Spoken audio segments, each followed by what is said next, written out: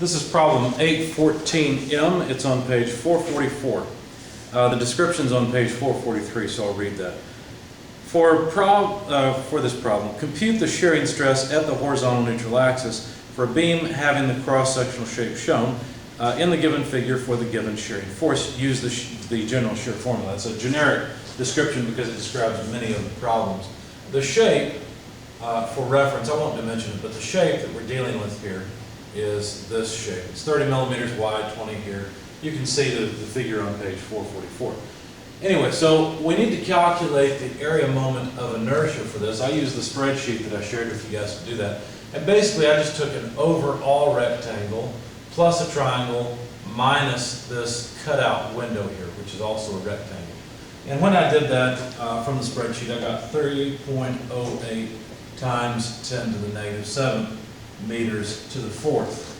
Now, the spreadsheet also gave me the height to the centroid of the overall area, capital Y bar, okay? And that came out to 0.027273 meters. Notice I changed all of my dimensions from millimeters to meters so that I could take care of the units.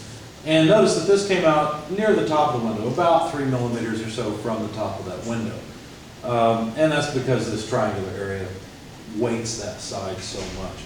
Anyway, so then if I wanted to calculate the shear at that neutral axis, then what I would have to do is say it's VQ over IT. Now T is pretty easy. We've got I, and V was given, by the way. V is given in this particular problem statement as 1780 newtons. But back to T, the item in the denominator here, what is that? Well, that's the area, or that's the length across which this shearing stress is distributed. Okay, so it doesn't matter that that area is broken up into two parts. What matters is not how the area is distributed this way, it's how it's distributed this way that's important. So for the thickness T, we can simply add these two together. Okay, so that takes care of V, I, and T. By the way, what is that? Well, 30 millimeters minus 20 millimeters would be 10 millimeters, which is 0.01 meters. So let's go ahead and start plugging things in. 1780 newtons. Q we don't have yet. I is 3.08 times 10 to the negative 7th meters to the fourth. And as we just discussed, the thickness is 0.01 meters. So all we have to do now is get Q, which is usually the hardest part of this sort of problem.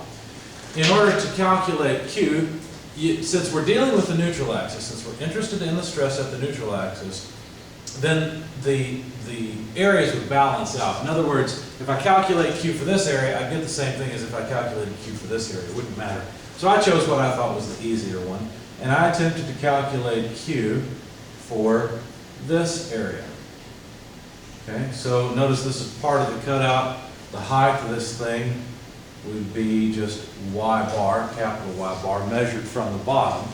And it's the same thing, this particular area,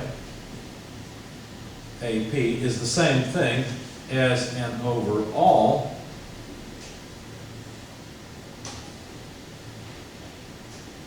rectangle, okay, that measures, again, Y bar high. Okay. So it's that minus an area that looks like this. Let's see.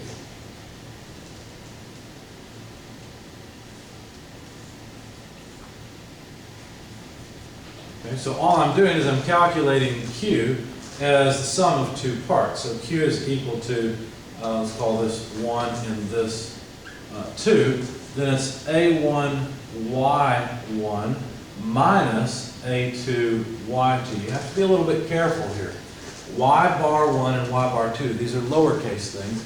They are not capital Y bar, and they're not measured from the same place. You have to be really careful. I seem to mess that up frequently. It is at the center here, but it's measured this way. So I hate to put a dimension on the material. Let's put it on this side. Let's not put a dimension on the face of the drawing. There we go. So that is Y bar 1. Okay, it's easy to calculate. It's just half of capital Y bar. It's related to capital Y bar, but it's not measured from the same reference.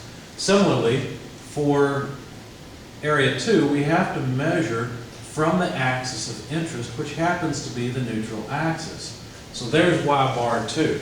So you have to know, basically, to get that length, what you do is you take capital Y bar, subtract off this thickness, which is 10 millimeters, then you'll have this dimension, which you divide by 2 to get y bar 2.